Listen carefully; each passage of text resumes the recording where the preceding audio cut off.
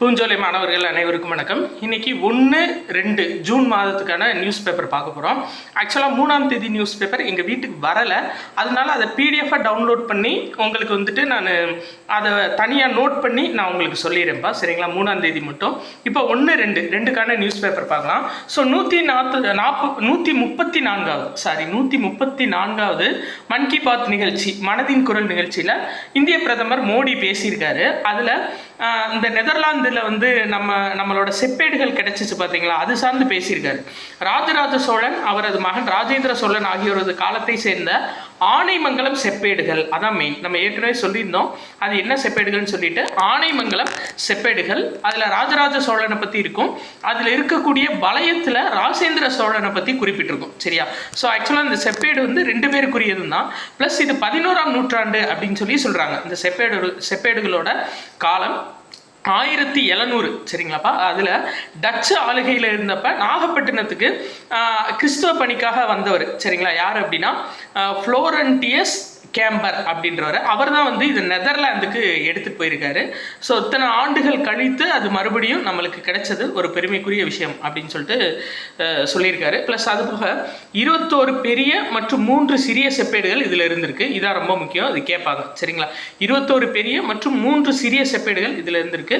தனது தந்தை ராஜராஜ சோழன் அளித்த வாக்குறுதியை ராஜேந்திர சோழன் நிறைவேற்றது பற்றிய முக்கிய குறிப்புகள் இருக்குது, சரிங்களா? அதாவது ராஜராஜ சோழனோட பையன் தான் ராஜேந்திர சோழன்.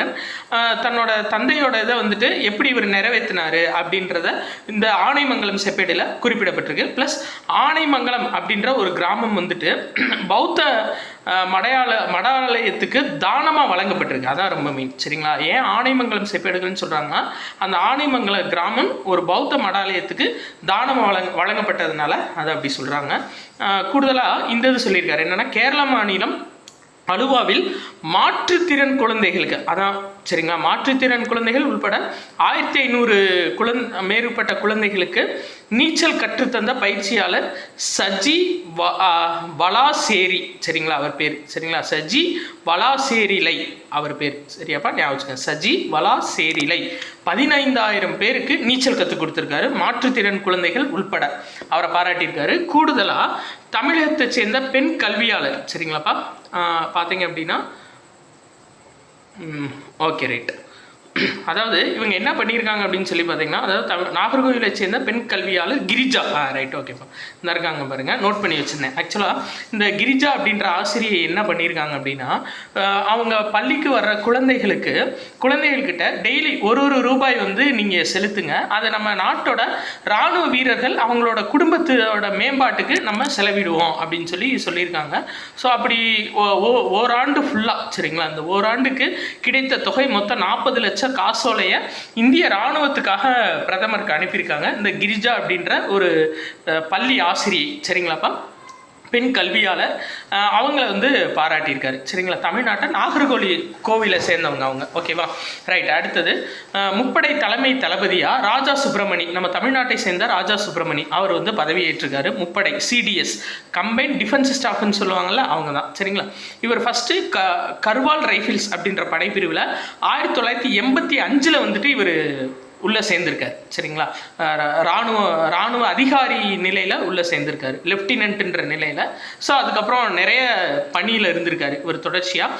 இவர் வந்து 3வது சிடிஎஸ், சரிங்களா? அதாவது 3வது முப்படை தலைமை தளபதி, சரிங்களா? கம்பைன்ட் டிஃபென்ஸ் ஸ்டாஃப், சரிங்களா? ஃபஸ்ட்டு யாருன்னு சொல்லி பார்த்தீங்கன்னா பிபின் ராவத், அவர் ஹெலிகாப்டர் விபத்தில் இறந்துட்டார். அதுக்கடுத்து 2வது முப்படை தலைமை தளபதியாக அனில் சௌகான் இருந்தார். 3வது ராஜா சுப்பிரமணி அவர் இருக்கார், சரிங்களாப்பா? அடுத்தது பார்க்கலாம்.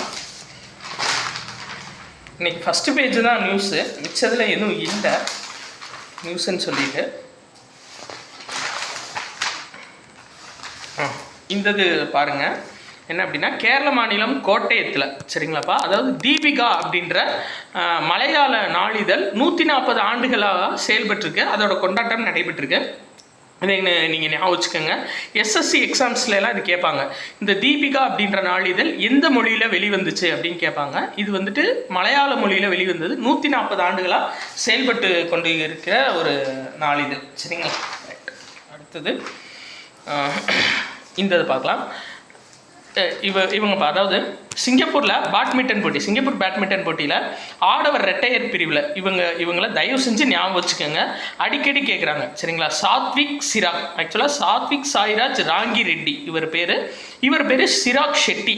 இந்த 2 இணை எங்கே போனாலும் ப்ரைஸ் வாங்கிட்டு வந்துடுறாங்கப்பா சரிங்களா. சாத்விக் சிராஜ் ராங்கி ரெட்டி, சிராக் ஷெட்டி, இந்த ரெண்டு பேரும் சேர்ந்து இணை எங்கே போனாலும் பரிசு வாங்கிட்டு வந்துடுறாங்க. பேட்மிண்டன் போட்டியை சேர்ந்தவங்க. ஸோ கண்டிப்பாக ஞாபகம் வச்சுக்கோங்க. ராயல் சேலஞ்சர்ஸ் பெங்களூர் தான் IPL போட்டியில் ஜெயிச்சிருக்காங்கப்பா சரிங்களா. 17 ஆண்டுகளுக்கு அப்புறம் போன வருஷம் கோப்பை வாங்கினாங்க, இப்போ அதை தக்க வச்சுருக்காங்க. இது சார்ந்த இன்ஃபர்மேஷன் அடுத்த 4 நியூஸ் பேப்பரில் கொடுத்துருக்காங்க, அதை நம்ம ஃபுல்லாக பார்க்கலாம். இதில் வந்துட்டு முதலமைச்சர் உரை, இதில் எந்த நியூஸும் கிடையாது. நம்ம அடுத்து இந்த பார்க்கலாம். தமிழகத்தைச் சேர்ந்த பி மோகனா உள்பட உச்சநீதிமன்றத்துக்கு 5 புதிய நீதிபதிகள் நியமனம். இதில் என்ன சொல்லியிருக்காங்க அப்படின்னா, மூத்த வழக்குரைஞர் பி மோகனா தமிழகத்திலிருந்து உச்சநீதிமன்ற நீதிபதியாக நியமிக்கப்பட்ட முதல் பெண். ரொம்ப ரொம்ப முக்கியம்ப்பா சரிங்களா. தமிழ்நாட்டிலிருந்து உச்சநீதிமன்ற நீதிபதியாக நியமனம் செய்யப்பட்ட முதல் பெண் யாருன்னு சொல்லி பார்த்தீங்கன்னா இவங்க தான் சரிங்களா. நீதியரசர் பி மோகனா. ஓகேவாப்பா, ரைட். அடுத்தது பார்க்கலாம். வேற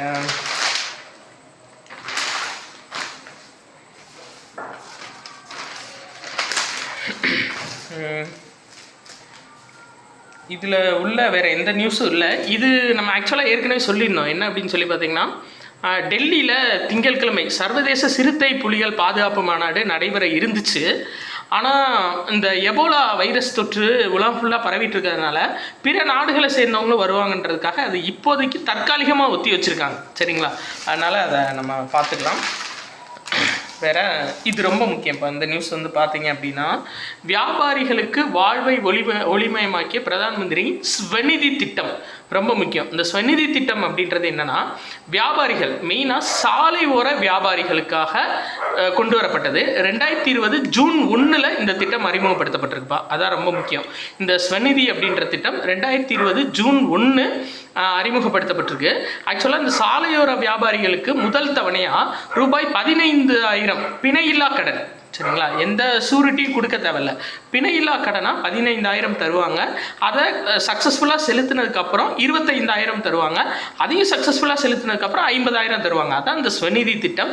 இது ரொம்ப முக்கியம். யாருக்கு கொடுத்தாங்க அப்படின்னு சொல்லி கேட்பாங்க, யாருக்கு கொடுக்குறாங்கன்னு கேட்பாங்க சரியாப்பா.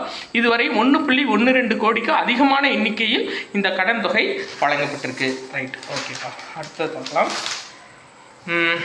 இந்த IPL சீசனில் வந்துட்டு பார்த்தீங்கன்னா 19வது IPL சீசனில் அதிகபட்ச ரன்கள் ஆரஞ்சு கேப்பு வைபவ் சூரியவன்ஷி ராஜஸ்தான் சரிங்களா. ராஜஸ்தான் டீமுக்காக விளையாண்டவர் 776 ரன்கள் அடிச்சிருக்காரு. அடுத்து அதிக விக்கெட்டுகள் பர்பிள் கேப்பு அது யாருக்குன்னா, அதாவது ககிசோ ரபாடா சரிங்களாப்பா. வெஸ்ட் இண்டீஸ் பிளேயரு, குஜராத்துக்காக ஆடியிருக்காரு. அதான் மெயின், குஜராத்துக்காக ஆடியிருக்காரு. 29 விக்கெட்டுகள் வந்து வீழ்த்தினதுனால அவருக்கு பர்பிள் கேப்பு கொடுத்துருக்காங்க.